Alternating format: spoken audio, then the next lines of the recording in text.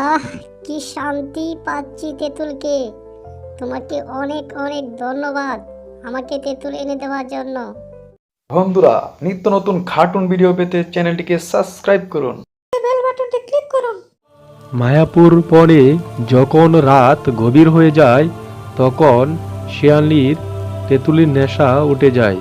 আর তখন সে তেঁতুল পাগল হয়ে যায়, কারণ সে তেঁতুল না খেলে তখন তার নেশা কাটে না।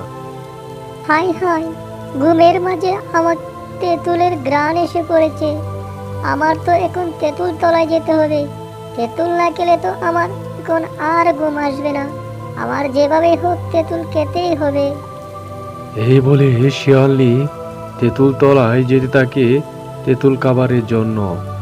এত গভীর রাতে সে তেঁতুল গাছের দিকে চলে যায় একা একাই, কারণ তার তেঁতুলের নেশা উঠে পড়েছে।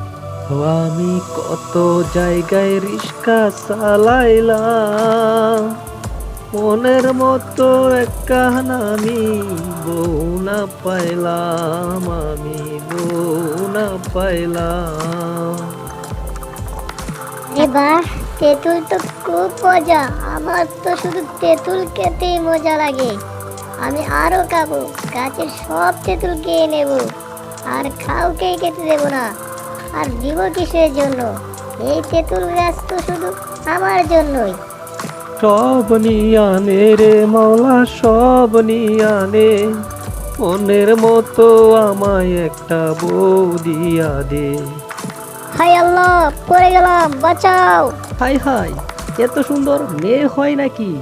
আর এত রাতে তেঁতুল গাছে আবার কি করে? আমি তো কিছুই বুঝতাছি না। ওই মেয়ে, তুমি কে?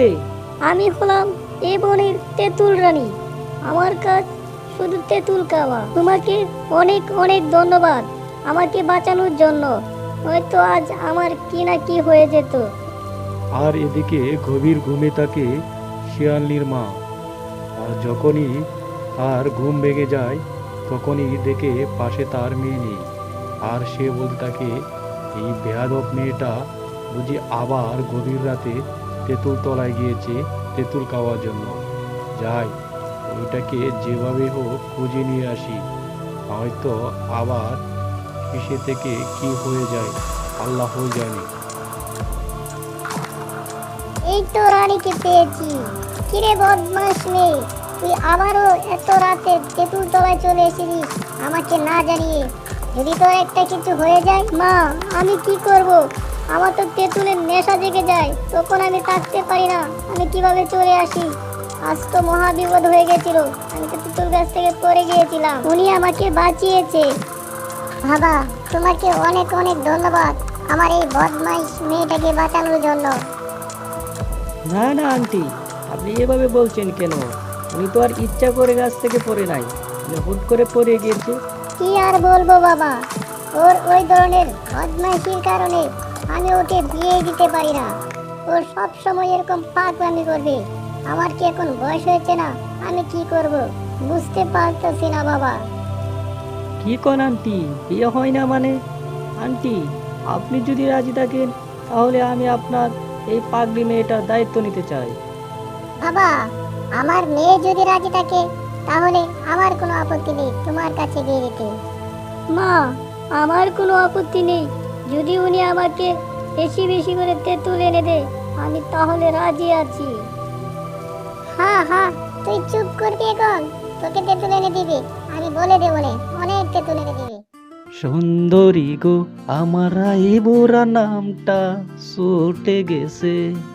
তোকে নিয়ে ঘুরতে যাব 100 বৃন্দাবন, আমি আর অন্য কিছুর মুডে নেই এখন।